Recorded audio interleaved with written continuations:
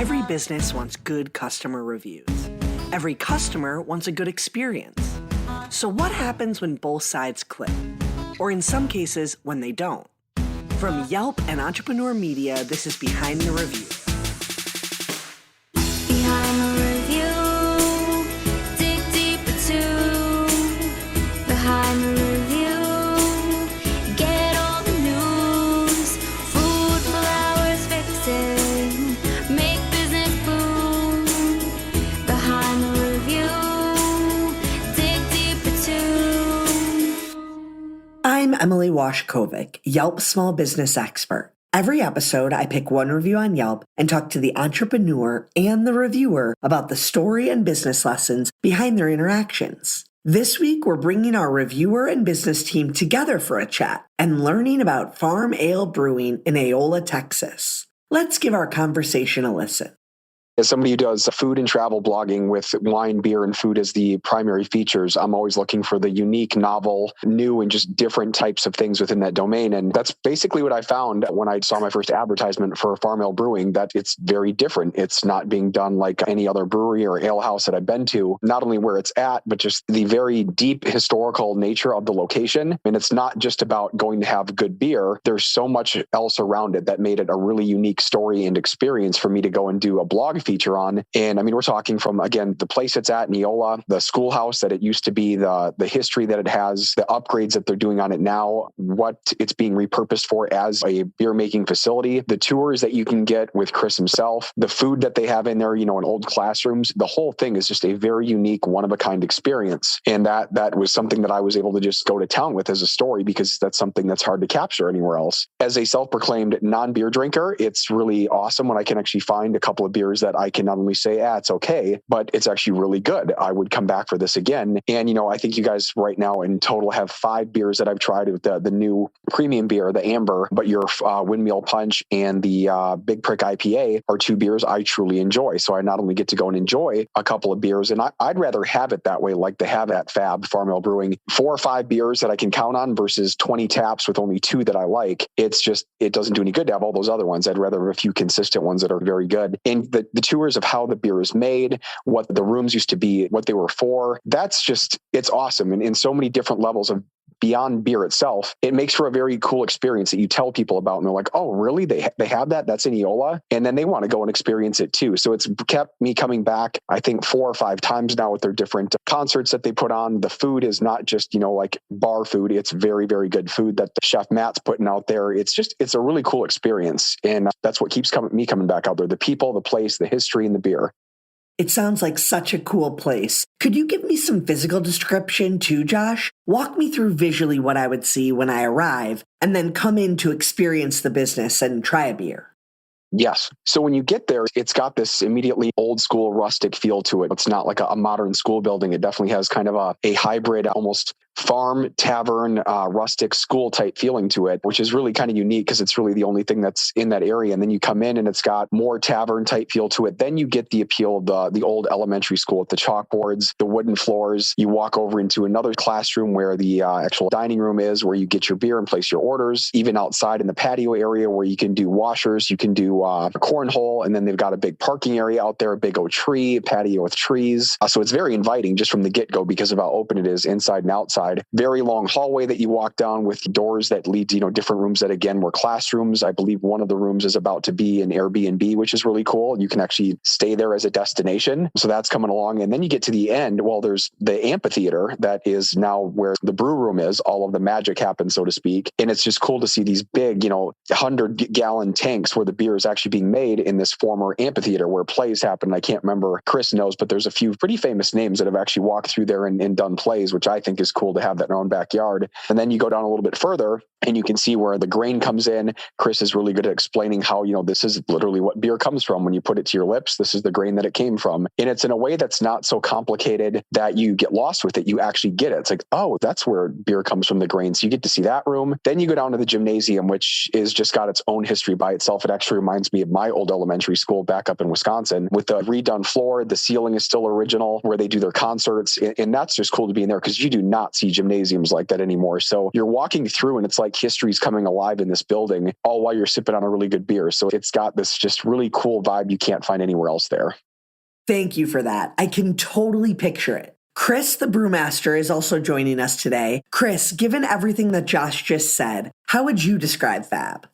Well, I think he pretty much nailed it right on the head. A lot of what we're trying to do is not only be a brewery, but we want to bring this school back and kind of restore some of its former glory, because it was one of the bigger schools in the area way back in the day.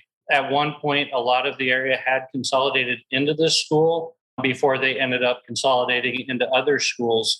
And we still have people coming out here who went to school here because it closed in 1983. I've had people who were in second grade when it closed down, and I've had people out here who actually graduated from out here. And we can walk them through the building and they're like, oh, this was the science room, this was the homemaking room, this was math, this was English. We've had people offer us Letterman's jackets, which we haven't received yet, but we hope to, that we can hang up on the wall. We've got old pictures of graduating classes from 1938 hanging on the walls in the hallway. And so we're trying to bring it back to where people can come out and drink a beer in their first grade classroom, because everybody wants to do that. I mean, we couldn't have beer in our first grade classroom when we were there, but now you can.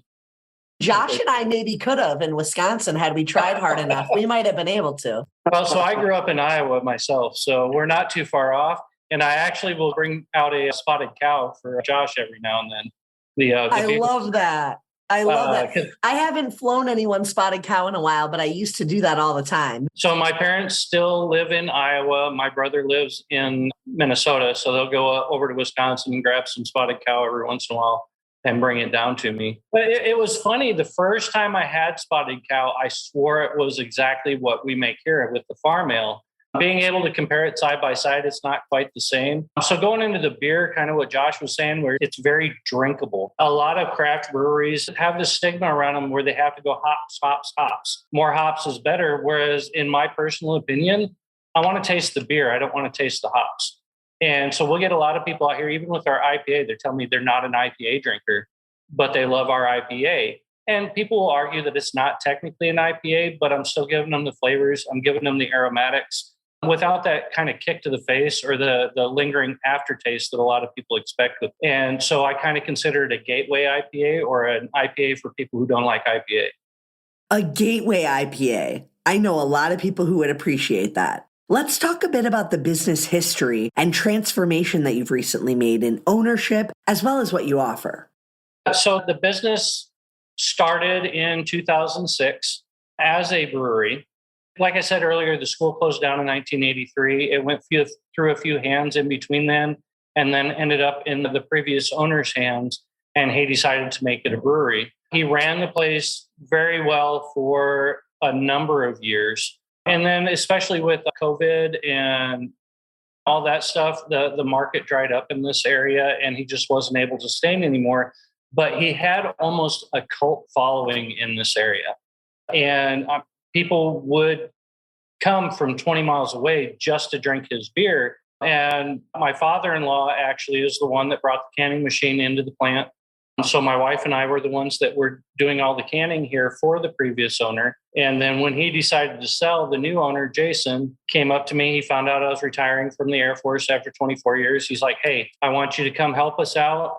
I want you to come teach us how to can. I want you to be our ambassador. And that kind of morphed into me becoming the brewmaster, even though I had never brewed before. So I've only been brewing for 1 year, like never did homebrew, never did anything like that. I've learned everything I know here, talking to other brewmasters in the area. We just did the first ever Fredericksburg Craft Brew Festival. And I got to meet a bunch of brewers from the larger breweries in Texas. And they're like, oh, wow, that's awesome. Who taught you? I was like, well, I ran through it 3 times and I've just kind of figured it out from there. So it's neat. And I still have a ton to learn, but it's neat to see people come in and actually enjoy the beer. The premium that Josh mentioned earlier is actually the first beer that I created on my own. And again, the hops are super, super low. It makes it very drinkable for a large audience. I don't know how many times I've heard people say, oh, there's just too many hops in there for me. We do not get that comment here. Yeah. And that's really not everybody likes the beer, but that's okay. Not everybody's going to like everything.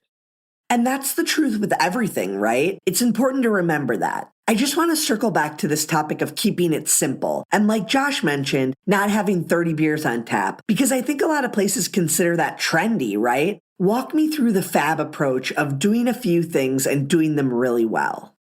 We can our own beer here. So we not only make it here, we can it here, we keg it here, and then we distribute out. We did 70 cases just this morning. He was finishing up cleaning in there with the music going and stuff like that. So I was talking about the taps on the wall. We don't have the in-town easy access that a lot of places have to where you can do a ton of different types of beer and you'll actually have the people walking through seeing, oh, hey, I want that. So we keep it small, we keep it simple. And by simple, it's not just having only a few beers on tap. We keep the recipes simple as well. So I do not use anything artificial in our beers. It's completely natural. We have the grain, we have the hops, we have the yeast, and we have the rainwater that we collect here on site.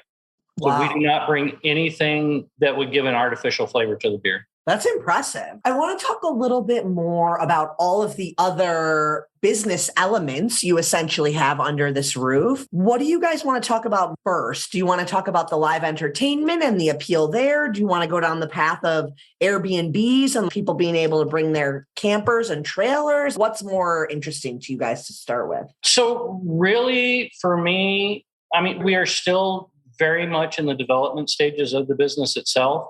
So we do intend to get 14 full up RV pads out here, like full connection, electricity, water, sewage, all of that. Right now, during this time of year, because it is such an old school, we do not have the HVAC systems in place. So the building itself gets very hot, and we're working on upgrading that and cooling down the building. So we're not going to do any concerts or any live events out here for at least the summer because it's San Angelo, Texas. It's 110 degrees out. You're not going to get away from it. And then, like Josh mentioned earlier, we have the cornhole boards outside that actually my neighbor built. We have the washer pits. We have the horseshoe pits. We want to put in an old school playground for the kids, which kind of goes hand in hand with the gymnasium that we have, because a lot of times families come in, the kids all go play in the gymnasium, and the parents sit up here, have a couple beers, have good conversation, and don't have to worry about the kids. That's awesome. Josh, I'm going to bring it back to you for a second. Talk to me about how you feel as a consumer and a community member when you see a business expanding and bringing all of these other offerings together. Like, how does that make you feel more connected than if you were just able to go there and grab a beer?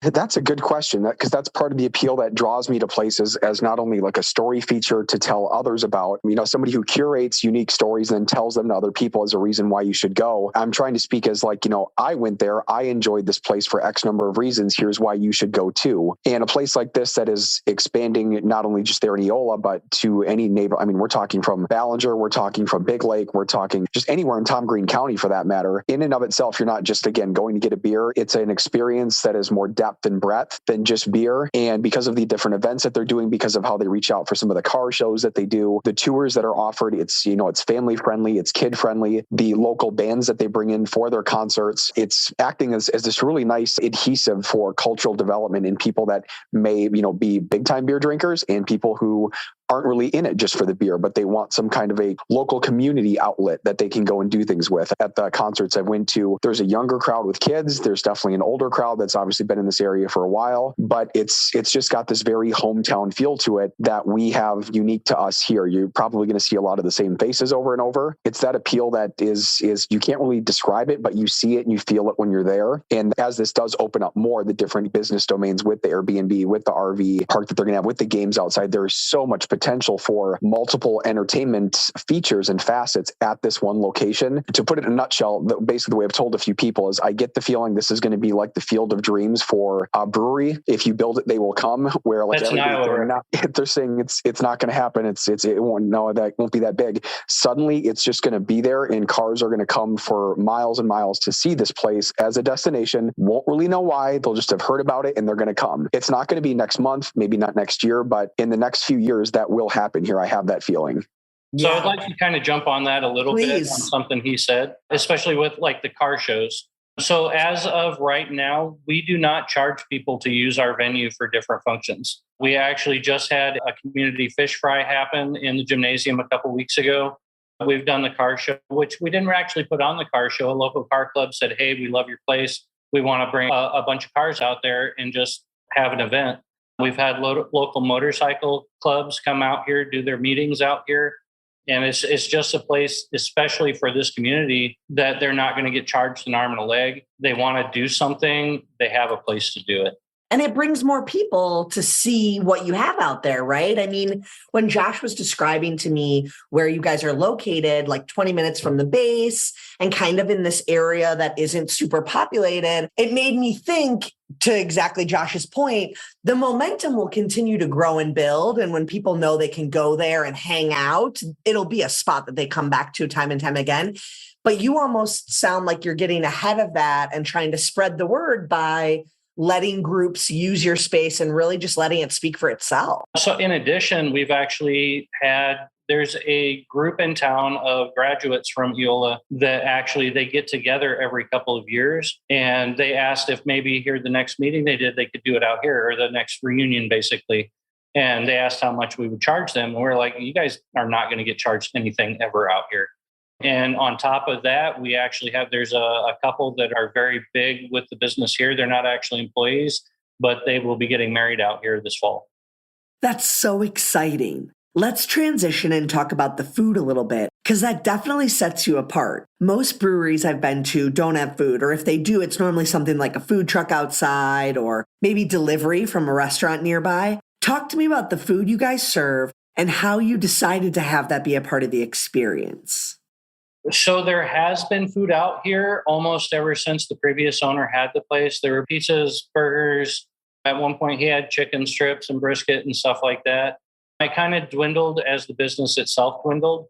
And then when Jason bought the place, he is also the owner of High Market in High, Texas, in between Fredericksburg and Johnson City. They have basically a bistro there, and their chef, Matt Church, is very, very good, self-taught, but very good at coming up with new and novel ideas for food. And he looked at Jason and said, out there, I want to do what I call my fat boy menu. So we have our loaded fries, we have our loaded nachos, we got fish and chips. So kind of what you would think of as pub food almost. But on top of that, we have steak, we have meatloaf of all things. And it isn't just a normal meatloaf. It's actually, I don't like meatloaf. This stuff is phenomenal. So they smoke their own bacon. They melt jack cheese in there. I mean, there's chunks of cheese inside that meatloaf. We do a smash burger using our salt, pepper, garlic mix. It's just all around really good, really natural food. And we actually do here what we call source verification. So we know exactly where that beef came from. We don't go to Sam's and get it. There's a little place in Marfa, Texas called Marfa Meats that we get all of our meat from, whether it's the hamburger, the steaks, the pork chops, the stuff like that. And we can trace back every ingredient that we use, not only in our beer, but in our food, back to where it came from. Wow, that's really impressive. Can you talk a little bit about why that's important to the owner and the trickle-down effect of sourcing local? No, absolutely. That is a huge priority of his, because in his kind of the way he's grown up in the business world, he wants to not only make his own business successful, but he wants to make the smaller businesses around his area successful too. So we use as much from this area as we can. We try to either, if it's not from a farm, we have our own garden here that we will pull food from and cook it in the restaurant. And then he will use whatever he can from the local area. And now bear in mind, local area per USDA is 500 miles. So it's a pretty big area, but that gives us the ability to go out and find those places that are up to the level that we want our source to be and to have the best food that we can. That's so great. Josh, can you share from the consumer perspective how this impacts you? I would say, other than echoing what Chris said, is that the quality of what they have is definitely second to none. It's not just good food for a bar. It's just dang good food, period, regardless of where you're at. Whether it's the meatloaf, it's the fried fish that they have, whether it's a good smash burger, their fries are great, their nachos are insane. And I think by going with that, they're definitely more on the hyper local side, keeping it as close as possible. You're tasting what's available in, the area. You're actually getting a taste of what's right there, not from really far away. Not that that's a bad thing, because you still want to get quality, but even their menu itself, it's written on a chalkboard, and it's like usually 6-7 items long, which tells me we're going to do 6 or 7 things really dang good every time and not worry about trying to please everybody with everything. We're just going to do a few items very good every time. And that's how it's been. I think I even did a pork chop one time that was outstanding. And you wouldn't expect to come to a brewery and have something that might rank in your top 3 for a particular dish. And the prices aren't absurd by any means either. So that collection of price, value, quality, small quality menu, consistent ingredients from the local area, that stands out by itself too, that no detail is left untouched. Let's make great beer in a good venue, but then have average food. That does not seem to be the case. Everything is well above average. Everything is impressive. We're going to take a quick break, but when we come back, we'll hear from Chris on how his passion for the brewery shines through and translates to the consumer experience, especially when they're visiting the brewery for the first time. Are you a small business owner? Did you know that Visa's online small business hub has tools, discounts, and resources to help you run your business? So whether you're a business beginner or an entrepreneurial expert, find the solutions, tools, and tips you need to help take your business to the next level. Plus, if you have a Visa business credit or debit card, you can get access to cardholder benefits like Visa Savings Edge, a savings program which can help you save on everyday business expenses like office essentials, travel, and more. When you enroll your Visa business card in Visa Savings Edge, you'll have access to valuable offers which can help turn qualifying business purchases made with your enrolled Visa business card into savings for your business. Learn more at visa.com/small business hub. Once again, that's visa.com/small business hub. Visa, a network working for everyone. And we're back. When Josh and I first started chatting about Fab and featuring them on the show, something that really stood out in his experience was the relationship he's been able to form with you, Chris. He even mentioned how well you walk customers through the brewing experience. And as someone that grew up in the Midwest, I know that not every brewery tour is interesting or exciting. Sometimes the tour aspect can really drag down the mood, if I'm honest. It sounds like it's quite the opposite at Farm Ale. Talk to me about that and how you connect with customers and deepen their understanding of the business.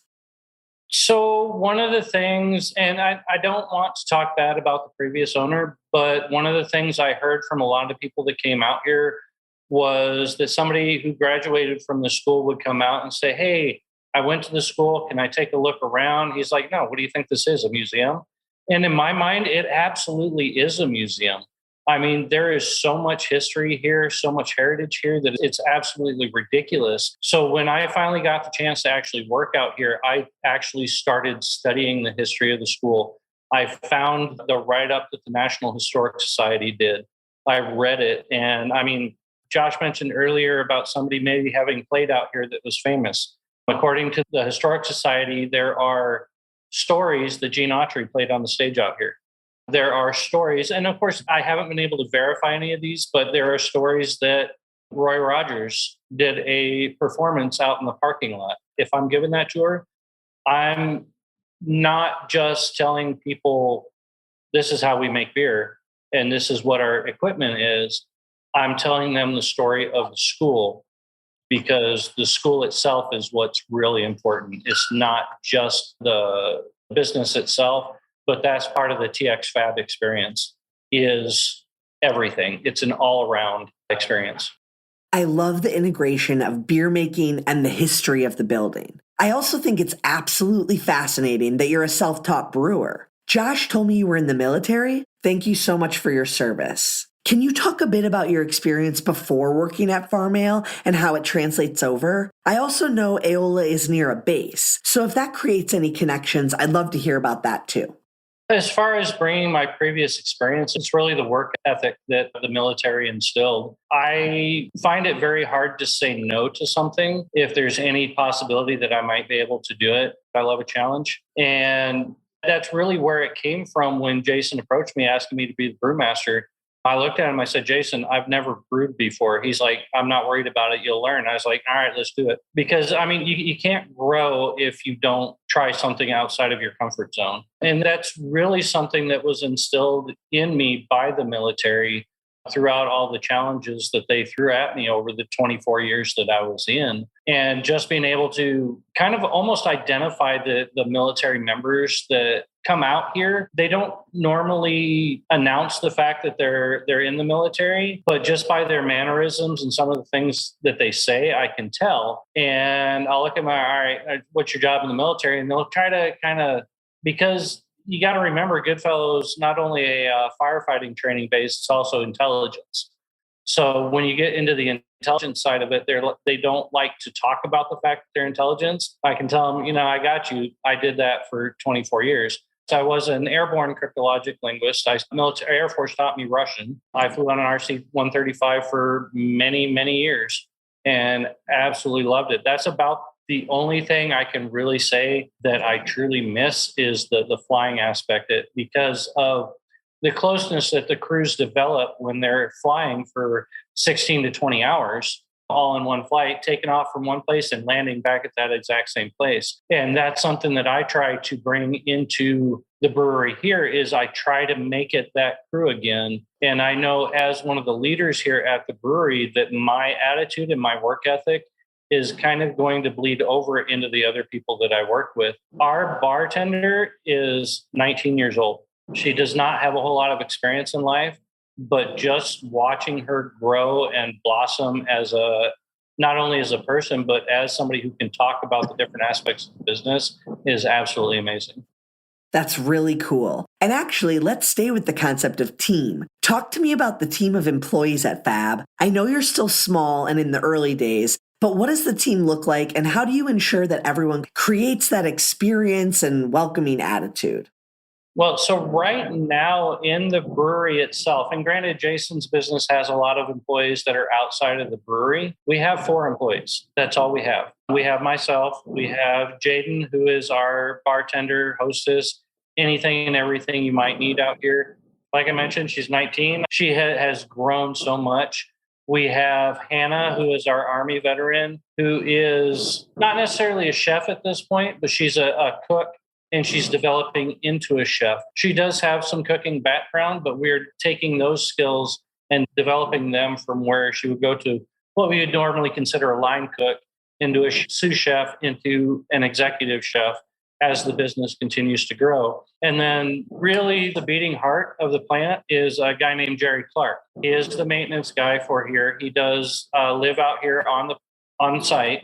But anywhere you go in the plant, you can see something that Jerry has renovated, fixed, changed. 99% of the renovations out here have been done by him, maybe with help from somebody else. And he's the one that is keeping the building standing and keeping the building running. Not only that, his daughter is married to my son and they have our grandson. So we are literally. Wow, that's so cool. And Josh, talk to me about how this small team curates and impacts the experiences you've had at the business. I mean, Chris is probably the one that I've engaged with the most since day one and getting the tour, multiple tours now. But it's something that's a shared characteristic of all the employees where you can tell you are welcomed when you walk in. They're happy to have you back. They're ready to see what you're up to, how you've been, what they're doing, what's coming up. I mean, it's really like just coming back into literally the schoolhouse and you just pick up where you left. It's that welcoming, friendly feeling where you feel like you belong there. You're one of the group or one of the crowds that's got something special there. They're all in their own unique ways do that. It's a handshake, a pat on the back, just asking you how things are. How's your son? Where's the wife type thing. That goes a long way. It's such a subtlety, but it goes a long way to making you want to return again. Creating relationships with your customers is such a great way to deepen their connection to the business. And something I'm noticing is you guys seem to take a chance on people and hire them more for their potential or personality than years of a skill set. Can you speak to that briefly and how that may benefit the business? Well, so it's always been my opinion that if you are always only looking for the right person, you're going to pass up a lot of people who could be that right person in the future. There are so many people that are overlooked in this world. And again, it goes back to the military. I developed so many people into who they are today. And I might look back at it as like, oh, I hope I didn't screw them up too bad. But I can see that they're doing really, really well. And that's what I love here is we take people who might not have been given a chance somewhere else. We give them that chance. We let them blossom into the people who they can be rather than the person that they are right now. Such a great point and perspective that I'm sure a lot of business owners can learn from, particularly now when there's such a shortage of employees. In these final minutes, I'd love to talk about reviews. Josh, I want to start with you. When we discussed featuring Farm Ale, you mentioned to me that it's evolved and was actually a different business and has changed in a lot of ways. Could you speak to what motivates you to review, as well as your thoughts on a business that's working to evolve or change their online presence?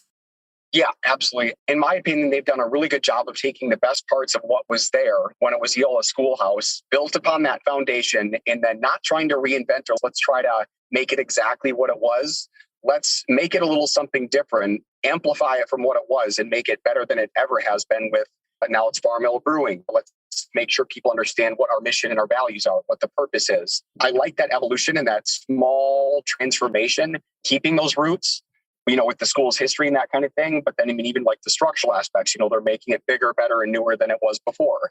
Repurposing the spaces, not trying to just completely build from scratch, but keep what's there, that historic nostalgia, and amplify that, be proud of that aspect. On the social media aspect, obviously, given where they're at, geographically, not everyone's going to be driving by it to see it for sure, but through social media, a lot of people can find out about it. And as we know, that stuff can get shared very quickly when somebody has a favorable opinion, experience, or visit. And again, it goes back to why I blog. I want to find these places, share that, and let people find out about it to get the same experience that I had. And that concludes our episode. Be sure to subscribe so you get new episodes every Thursday. I hope you enjoyed it and were able to take a thing or two away to implement in your own life. Whether it's a new idea that you can bring back to your business or a fresh perspective on how to be a positive influence as a consumer, we share these stories to inspire and create more meaningful connections in your local community. For more information about today's business or to connect with me, check out the show notes. Behind the review, dig deeper too. Behind the review, get all the news. Food, flowers, fixing, make business boom. Behind the review, dig deeper too. This episode featured a conversation with Chris, brewmaster at Farm Ale Brewing, and Josh H., a Yelp reviewer living in San Angelo, Texas. To learn more about the story, check out the blog post, and don't forget to subscribe so you get an alert each Thursday when a new episode comes out. To claim your own Yelp business page and start engaging with consumers, visit business.yelp.com. Our theme song is performed by Ali Schwartz and produced by Robbie G. of Messerol Sound. The show was produced and edited by Entrepreneur Media.